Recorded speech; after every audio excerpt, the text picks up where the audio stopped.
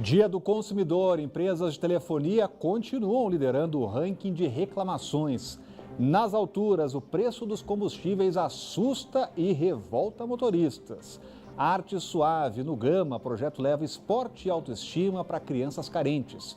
E ainda o massacre em Suzano, o menor que teria ajudado no planejamento do crime, se apresenta à justiça. Olá, eu sou Rodrigo Orengo e começa agora o Band Cidade, primeira edição.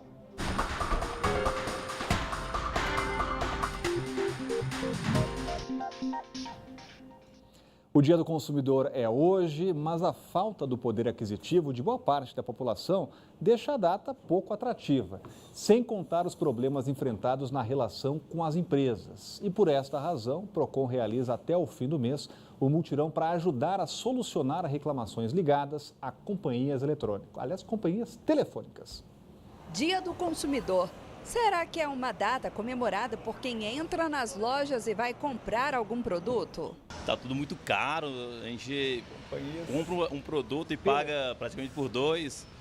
Não acho que tem muito o que comemorar hoje, não. Nós somos lesados, né? Em preços abusivos, propagandas enganosas, né? Não temos nada para comemorar. A favor do consumidor, não. Eu sei das dificuldades das pessoas, tá? E vou lhe dizer uma coisa para você. Cada dia está pior. As grandes vilãs nessa relação com o consumidor ainda são as empresas de telefonia. 10% das reclamações que chegam no Procon ainda são relacionadas ao setor. Na tentativa de solucionar conflitos entre empresas e consumidores, um mutirão foi montado pelo órgão. Mais de 300 processos relacionados a 2018 e início de 2019 estão em fase de conciliação. A diretora jurídica do Procon afirma que, apesar do grande número de reclamações, a solução do problema não é difícil. No geral, a grande reclamação é cobrança indevida, descumprimento contratual.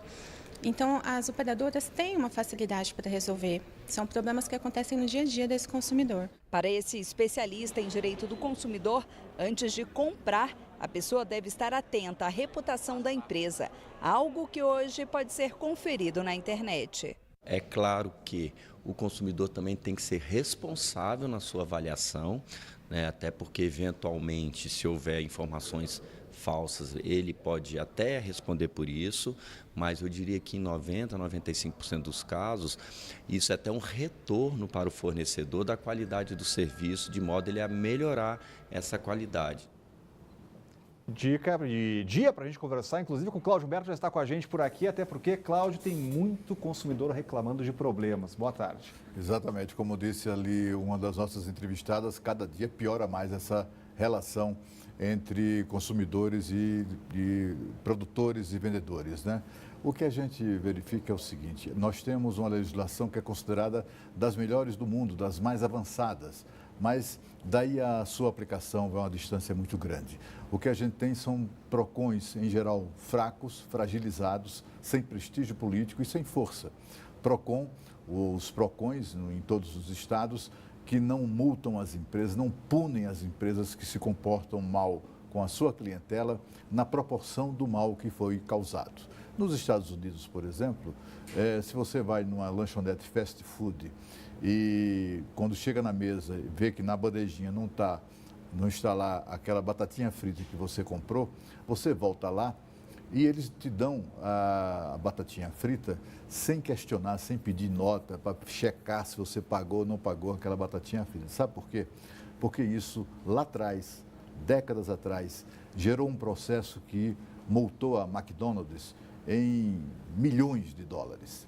E desde então, não só o McDonald's, como todas as outras empresas do gênero, do tipo, né, passaram a tratar com muito mais respeito os seus clientes, os seus consumidores. No Brasil, continua sendo mais barato continuar atentando contra o consumidor do que corrigir procedimentos. É mais barato, por exemplo, para os bancos continuar agindo mal com seus clientes, porque quando eles são condenados, se forem condenados lá na última instância, eles são condenados, os bancos, a pagarem indenizações de R$5.000, R$10.000, absolutamente irrisórias para o tamanho do dano causado. A mesma coisa das empresas de telefonia e tantas outras. As multas no Brasil aplicadas pelo PROCON e pela Justiça são irrisórias. É por isso que ninguém leva muito a sério isso que nós chamamos de direito do consumidor. Pois é, no Dia do Consumidor a gente vai falar de uma notícia nada agradável, o aumento no preço da gasolina. No começo da semana, você vai se lembrar, o litro custava ali menos de R$ 4,00 em muitos postos, mas houve um reajuste agora de mais de 10% e em alguns postos o preço chega a quase R$ 4,70. A alegria dos motoristas durou pouco. O preço nas bombas voltou a disparar. Nos postos, as placas mostram os mais variados valores do litro de gasolina, um mais salgado que o outro. Tem por R$ 4,29, R$ 4,35 e até R$ 4,67. Quem precisa abastecer não esconde a insatisfação. Aumentou 40 e poucos centavos, né?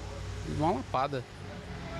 Para quem trabalha com carro, é complicado. Para mim faz diferença. Indignação, né? Acho que tinha que estar mais barato um pouco. É difícil, né? Principalmente pra gente que trabalha, que depende da gasolina. Se eu revolto todo dia, um dia tá R$ 4,00, outro dia tá R$ 4,30, tem posto aí que tá R$ 4,99. Fica difícil, né? Tem gente que está até cogitando outras alternativas de transporte. Se pudesse, tem que deixar. Andar só de ônibus e ônibus, a gasolina tá cara também, tá difícil. Somente nesta semana foram registrados 3 aumentos do valor do combustível nas refinarias. De acordo com o Sindicombustíveis do Distrito Federal, desde janeiro, a gasolina já subiu 33 centavos por causa do avanço das cotações internacionais de petróleo. Hoje nem as distribuidoras conseguem mais dar descontos para os revendedores. Então está muito difícil. Hoje em dia, se algum posto estiver vendendo a R$ 3,99, provavelmente ou ele tem estoque, algum estoque velho, ou alguma articulação aí diferenciada, seja fiscal, contábil, sabe-se lá como, ele consegue manter esse preço. O dólar tem subido muito nos últimos dias e a população está pagando o preço por isso, por esse modelo de negócio que a Petrobras adotou. Até terça-feira, a maioria dos postos ainda cobrava R$ 3,98 no litro do combustível. Agora, é bom o motorista ir preparando o bolso. A Petrobras autorizou um novo aumento nas refinarias para esta sexta-feira de 1,5%. O litro do combustível sem tributos será vendido a R$ 1,75. Para o presidente do Sindicombustíveis, a previsão para os próximos dias não é muito animadora. Com esse viés que está de alta, pode ser que a gasolina volte a chegar aos R$ 5,00, né? Agora, Cláudio Humberto, o que impressiona muitos motoristas parece um preço tabelado. Todos os postos, maioria lá, com preço muito parecido. Exatamente. O que revela, assim, uma certa cartelização, né? Mas o que o presidente do Sindicombustíveis deveria ter falado, e ele sabe que o problema mais grave mesmo é o papel das distribuidoras em tudo isso.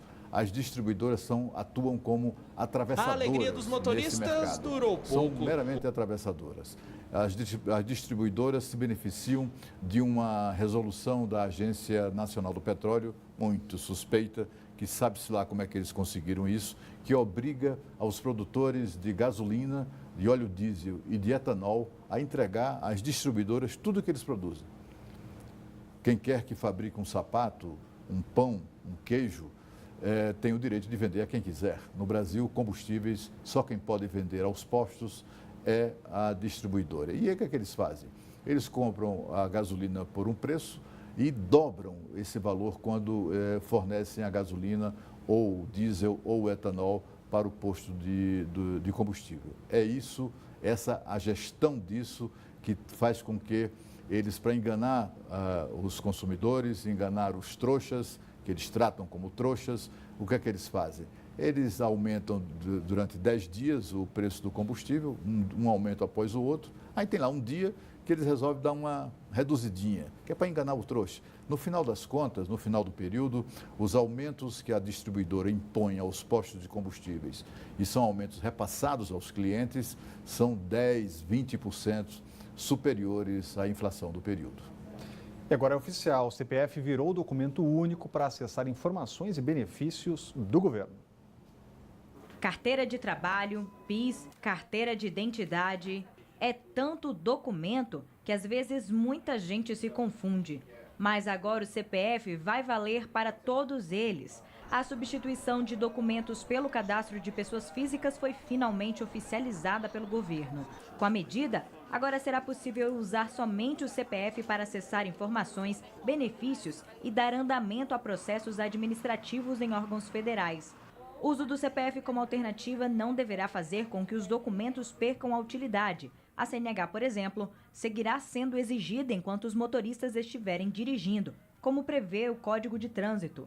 No entanto, o CPF poderá ser usado para buscar a pontuação de multas, por exemplo. O documento também servirá para solicitar extratos do INSS ou consultar benefícios de programas sociais. O decreto dá 3 meses para os órgãos públicos adaptarem os sistemas e procedimentos. Eles terão prazo de 1 ano para consolidar os cadastros e as bases de dados a partir do número do CPF.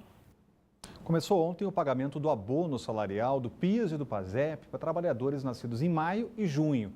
Quase 4 milhões de pessoas têm direito ao benefício, que varia de R$ 83 a R$ 998, dependendo do tempo trabalhado em 2017. E para saber o valor e se tem direito, o trabalhador pode consultar o site caixa.gov.br/PIS. Tem ainda o telefone 0800 727 0207. Olha, o caso do massacre em Suzano, o menor que tinha ajudado no planejamento do atentado, se apresentou hoje à Justiça. Os detalhes estão chegando ao vivo com a Renata Dourado e essa é uma novidade no caso, né, Renata? Boa tarde. É isso, Rodrigo. Boa tarde para vocês, para todos que estão aí nos acompanhando. A partir de agora, a Justiça vai determinar, especificamente uma juíza, vai determinar se ele vai ser internado, esse jovem, ou se ele vai seguir por um acompanhamento assistido. Nesse caso, ele volta para casa e aí vai ter esse monitoramento da Justiça. Então, no entendimento aí dos policiais, esse jovem, apesar de não participar efetivamente do crime, ele teria ajudado no planejamento. Ele tem 17 anos, ele estudou na escola e inclusive chegou a ser colega de classe do atirador. Então, ele teria, sim, ajudado em todo esse processo de pensamento desse crime. As pessoas dizem, testemunhas disseram que eles, os três, costumavam estacionar o carro em um estacionamento pago e passavam horas ali dentro desse carro e, no entendimento da polícia, eles estavam exatamente planejando esse crime. E a gente se pergunta, né, Rodrigo, o que leva jovens a fazerem esse tipo de atrocidade? O que levou esses jovens a cometer essa atrocidade e depois se matarem? E a polícia tem uma resposta. Para a polícia, eles queriam apenas notoriedade. Queriam o reconhecimento da sociedade, queriam fama. Imagine que inversão de valores, né? E a polícia também diz que eles se inspiraram em um outro massacre que ficou bastante conhecido, de Columbine, lá nos Estados Unidos, que aconteceu em abril de 99. Na ocasião, também, ex-alunos entraram em uma escola, saíram atirando, 12 alunos morreram, um professor também morreu e 21 pessoas ficaram feridas e esses jovens também se mataram após esse crime. Rodrigo. Obrigado, Renata, trazendo informações importantes. E, olha, levar esporte, disciplina e autoestima para crianças carentes. Esse é o objetivo do Instituto Arte Suave, criada por lutadores de jiu-jitsu. Mais de 50 alunos do Gamas já são beneficiados com o projeto e o esporte transformando vidas. Veja aí. É assim, antes de começar a aula, todos os alunos têm que ficar descalços para pisar no tatame. Isso faz parte da disciplina do jiu-jitsu, uma das qualidades que essas crianças adquirem com a arte marcial e que ajuda a Tereza no dia a dia. Eu me tornei mais ativa, eu tenho mais disciplina agora, mais comportamento também, eu sou mais concentrada nas coisas e me ajuda também a ter autoestima. Além dos benefícios à saúde física e mental, as aulas de jiu-jitsu do Instituto Arte Suave ajudam também no desenvolvimento escolar dessas crianças. É que quem não tira nota boa na escola não participa dos campeonatos. O pequeno Marco Antônio aprendeu a lição assim que entrou para o projeto. Antes na escola eu conversava muito, aí depois do jiu-jitsu eu parei de conversar. Se você quer ir para um campeonato, você não é só bom de jiu-jitsu. Você precisa ser bom na escola, nos estudos, para obedecer o pai e a mãe. O responsável pelas aulas é o Wesley. Ele teve a ideia de criar o projeto destinado a crianças e adolescentes carentes depois de ver um amigo do sobrinho entrar para o crime há pouco mais de 2 anos. O Estado ele nega, ele não cumpre o seu papel com a sociedade. E a gente não pode ficar de braços atados, vendo a condição que está, sem se mover para fazer algo para que melhore. E o projeto, que começou na garagem de casa com apenas 10 alunos, cresceu hoje ajuda 50 crianças que estudam em uma escola pública do Gama. E os ensinamentos vão além das técnicas de jiu-jitsu. Aqui no projeto eu aprendi a conviver mais, né? E também eu respeitava os adultos, mas agora, sei lá, virou tipo hábito, entendeu? Os garotos tendo um bom comportamento aqui, adquirindo disciplina, aqui isso também vai para a sala de aula, isso também vai para o ambiente familiar. Então, assim, o ganho é em todas as esferas da vida. Pais e mães acompanham de perto o treinamento e ficam bobos ao ver os filhos em ação. A mãe da Maria Tereza e do Luiz Antônio aprova a iniciativa do projeto. Eu vejo isso aqui como uma forma de me ajudar em casa e na escola também, né? Porque auxilia muito o professor, dá muito, tipo assim, conselhos, né? Muito auxílio, então é muito bom esse projeto. E para conhecer mais sobre este projeto, você pode procurar nas redes sociais como Instituto Arte Suave. E quem quiser ajudar o Instituto, pode ir lá mandar um recado e pode ligar para o 98465-2685. Olha, o governador Ibanez Rocha está em Lisboa na tentativa de atrair investimentos portugueses para o Distrito Federal. Nesta quinta-feira, o governador assinou um acordo com a empresa aérea TAP para que turistas portugueses, quando estiverem em conexão no aeroporto de Brasília, possam ficar por aqui por 5 dias sem custo adicional. Ibanez também participou de uma feira internacional em Lisboa para falar sobre os atrativos econômicos e turísticos de Brasília e oficializar a participação da capital nas feiras internacionais organizadas pela Embratur. O governador retorna a Brasília amanhã. Cláudio Humberto, o que representa essa parceria para a capital? É muito importante, né, porque estimula mesmo o turismo, né, a visitação de turistas aqui na nossa cidade e também para o Centro-Oeste. Inclusive, o governador Ibanez se mostrou em entrevista que nos concedeu a Rádio Band News FM pela manhã. Ele estava tão empolgado com isso que achou, inclusive, ele considera, inclusive, que essas tratativas vão também ajudar ao desenvolvimento do fluxo turístico para toda a região Centro-Oeste, o que é uma excelente notícia. Turista representa serviço, representa faturamento de hotéis, de restaurantes, de táxi, do vendedor de pipoca, enfim, todo mundo ganha com essa atividade, com a chamada indústria sem chaminé.